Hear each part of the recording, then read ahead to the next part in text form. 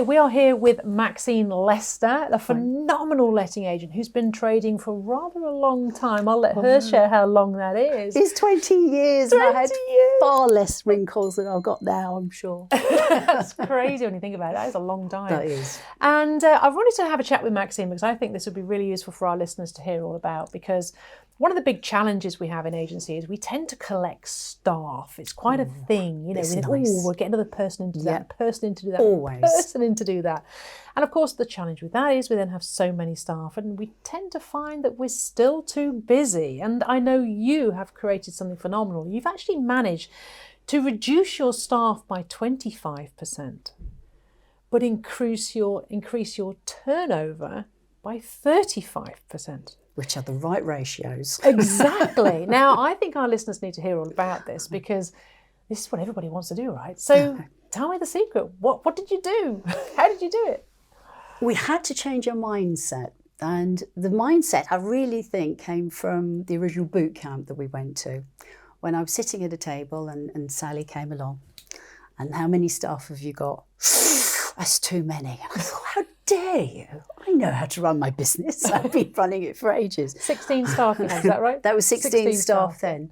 But it got the mindset going. It's to like, that, have we? Haven't we? And then you start talking to other people and you think, oh, well, and then you do the classic. How many properties have you got? How many staff? And things like that. So you start looking, okay, maybe not. Maybe numbers are at it. However, it really comes down to the fact you want to provide the right service. And if you went, right, we'll get rid of 6 people because Sally says, I've got far too many, so off you go. It's like, well, how are you going to provide that service? And with the people that are left, how are they going to take it? Because they might feel a tad overworked. Mm-hmm. So we really started a process. I think it's been going on around about 2 years. So it's changing that mindset. And the first part was to actually look at swim lanes. Again, picked up from boot camp.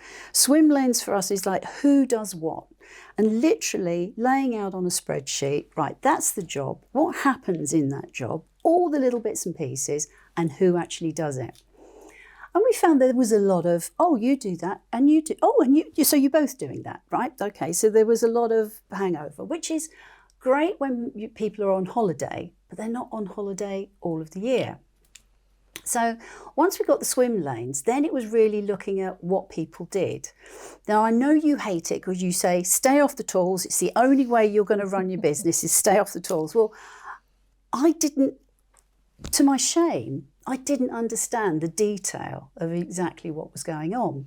So we had to dive down. And the only way I could do it, because sort of procedure minded, was actually write out a procedure for every single job that we did. And in that, we found a lot of duplication. We had a letter that went out to a tenant, and 5 minutes later, we had another letter that went out to the same tenant saying, well, the first letter was, oh, yes, you've passed, everything's okay, I'll send you the tenancy agreement. And the second letter said, here's the tenancy agreement. And when you sort of ask the question, well, why are we doing that? You got the classic, well, we've always done it that way. And that's because we've got a big beast and it's grown and people have just got on with doing stuff. So you just say, okay, all right, understand. But no one's actually thinking, well, why am I doing that? No one's using new eyes. They're just sort of going, oh, I've been told to do this, so I will do that. It's almost robot-like, isn't it? It's like, I've always done it like this way is always done, nothing's going to change. And so many times we hear that. But people feel comfy doing that because they know what they're doing. And it's like, from there. We had template letters. Now, in my mind, a template letter is pretty standard. You're going to be sending it out and you're going to be saying roughly the same thing. But we had template letters that were changed every time. And it was like, well, it's not a template letter then, is it? Oh, no, I just change it. Well, it's just I know what I need to change. And that's great because the person does know what needs to be changed. But again, it wasn't a template letter. So it was almost a mixture of lots and lots and lots of little things that we actually went, okay, we can tighten this process up. Also, one of the big things for us was to, again, and this was last year, we started using the use of colleagues in the Philippines. And that was a really big change in mindset because I suppose in some respects, you can see how it happened. People would treat people outside of the office. I suppose we've got one office, so we've never really had this outside office or this is the head office, these are sub offices. But it was a real culture of, oh, well, these people are outside. And you actually understood that the mindset was we were taking on these people and they were helping out with admin and we'd go through all the training. But it was like sticking them in a room, in an office, closing the door, and there's no windows or anything in this room. They've got no contact with anyone. Occasional phone call will come to them. Opening the door, throwing a bit of paper in there, expecting that bit of paper, that work to be done in the way you want it, when you want it, without any communication. It's a great analogy, it really is. Well, and I know exactly what you mean. It's like because they're over there, we forget about them. We don't see them. They just do the work. And then it's like, oh, VAs are rubbish. They don't do the job. Nothing happens. It's whatever. Did you speak to them? No. Yeah. Well, Did you include them in the meetings? No. So that was it. We started regular morning meetings. We have a regular morning meeting, quick one. What's happening? Anybody got any queries? We have a regular, everyone gets together as a whole on a Wednesday. And so we're including them from that. Occasionally what we've done is actually put people on a Teams call all day when they're starting with us, not for checking purposes, but just as so like anyone does in the office, you go, oh, how's that? How do you do that? And someone will go, you do it this way. Well, they haven't got anything over there. And if it's a case of like, oh, then I've got to ring up the phone and find out, you sort of go, yeah, I can see why it's difficult. So it's just being more inclusive. The other thing that we had to overcome was this thing of it's cheap labour. And when we're saying, well, actually, two of the ladies that we employ have nannies. One has a servant. It's just a different lifestyle. Costs a lot less over there. Exactly. And so it's a case of, yes, they are paid less than you, but, relatively, they are earning a huge amount more money. And it was just really getting over that fact of it's cheap labour, but then showing the UK side, look, you're getting paid more. Because we were quite direct in saying, this is what we could afford without, this is what we can afford with. Because they're managing more properties, they're doing more workload. That's it. So you've got highly skilled labour here in the UK, they're paid more, they're bonus, they're targeted, all that sort of stuff, but they're supported by the VAs over in the Philippines. It makes quite a big difference, doesn't it? It does. And did you have any resistance? Oh, God, yeah. It's sort of, oh, they're useless. Oh, they're this. Oh, they're, oh, no, I don't. Oh, I might as well do it myself because I've got to do sort of like I've got to train. And it really is, again, people start using someone and they get confident in that person. And a number of times it's like, oh, no, I couldn't do without her now. And it's lovely to get that sort of, okay, that you understand what you need. And also now we are getting our Filipino colleagues to answer the phones because that takes a huge amount away. In property management, you don't need someone who's uber qualified dealing with someone with a drippy tap. You need someone who's uber qualified dealing with the tenant who's having a ruck with somebody else because of something, easement or whatever. You need that to be able to put that down, deal with it, deal with the landlord, show our value to the landlord. The drippy tap plumber done. So therefore what we did was we get the first line of maintenance, and that's handled by Jenny. Jenny's fantastic. And she's learning all the time. She's really part of the team. You just see, if we get emails through on our general info, I've got a drippy tap, Jenny's there, I've got it, I'm doing it. So it's taken away. The number of phone calls that the property maintenance have, my tummy would say they've reduced by about 70%. Amazing. Purely because someone else is picking up that and dealing with other bits and pieces. And obviously anything that needs to be raised up, any sort of queries or anything like that, yeah, all right, we're here to do. But what we're doing is training the Jennies of this world to take on more, to actually understand. There was an incident where Jenny did everything absolutely perfect and a little bit of jigsaw puzzle, she didn't tell the internal team what was going on. And I just said to her, that was a little bit that went wrong. I understand now. So now she's more in contact. And it's just that that confidence of working together. That's fascinating. Do you have like a ratio, like 1 staff to 1 VA or 1 VA to 2 staff or anything like that? We are getting there. At the moment on the letting side, we've got 1 VA and lettings for us is the remarketing, is valuations, is there. We've got 1 VA. We're getting to the stage now where Aldrin has got enough work, so we will get another VA in, so that the 2 lettings managers have a VA each. The asset managers, so they're our guys that do the check-ins and the check-outs. They get involved in the refurbs. They get involved in the higher-end queries. They've got a VA each. We've got a first-line maintenance in the office, Anna. She's got a VA that she works with. And then we've got accounts. Accounts have got 3 people. So we've got there 3 people. Have I got to the 6th there? 1, 2, 3. No, that was 7. So, all right, I've added 1 in there. Maybe that's wishful thinking. Maybe you've got a VA.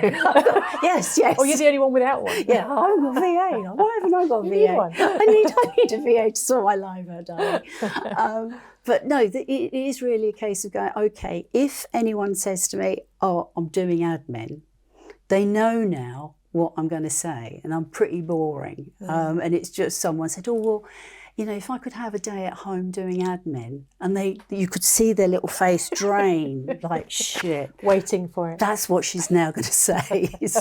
You shouldn't be doing admin. Admin doesn't pay you to get more landlords. So let's turn it around and talk about the increase in revenue. So you've reduced your staffing by 25%. And I can see how cutting out the dead wood, the wasted time, passing that on to the Filipino staff and getting the admin out of your office makes sense, because your team now is going to be focused on high value tasks, which has resulted in the increase in revenue. So how have you increased the revenue by 30+%? Well, it comes again from the basis of don't give away stuff for free. So we do charge inspections. We call them safety compliance visits. So we do charge for those. We charge for checkouts. People value their time more.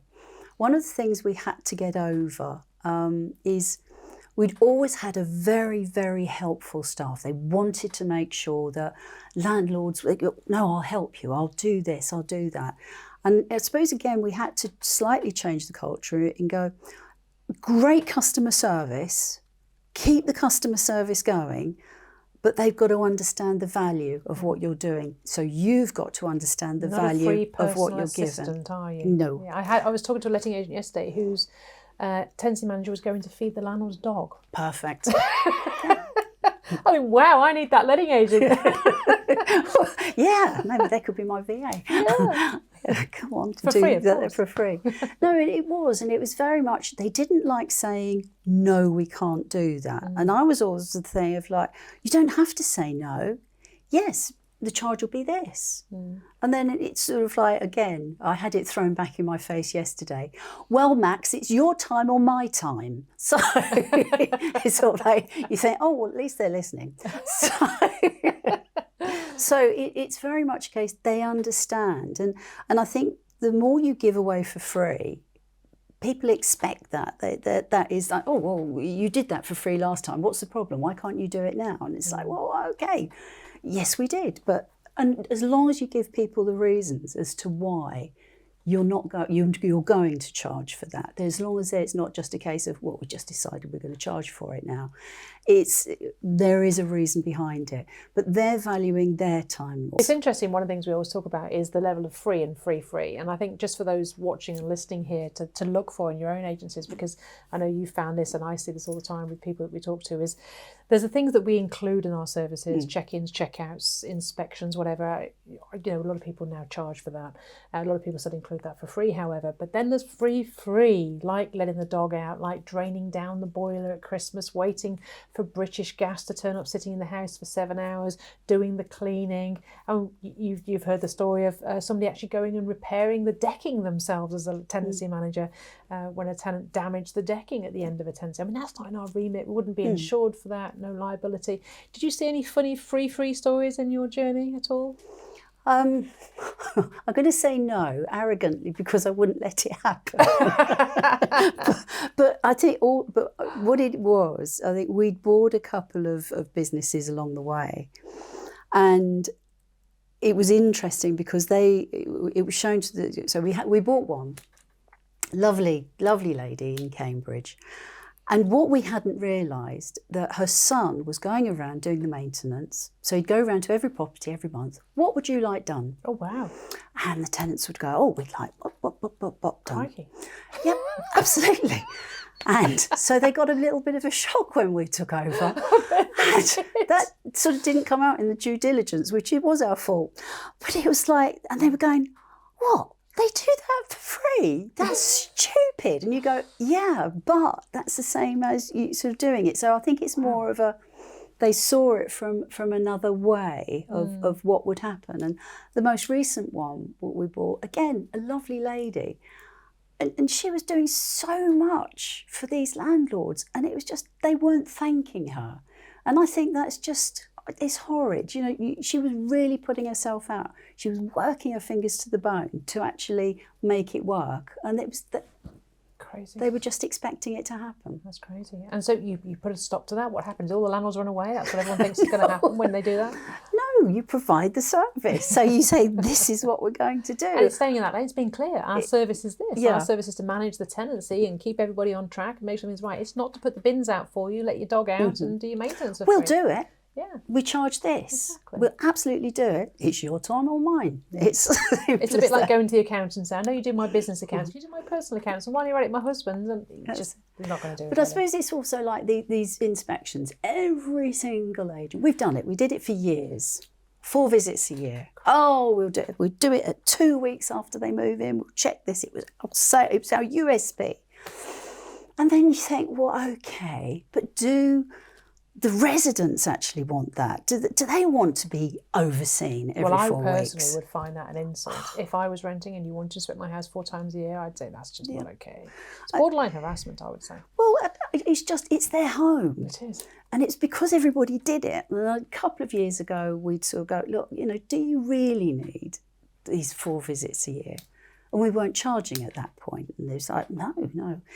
Your tenant's been in there 5 years. Did they and every time we go there, we're taking the same pictures and we're going, everything's great.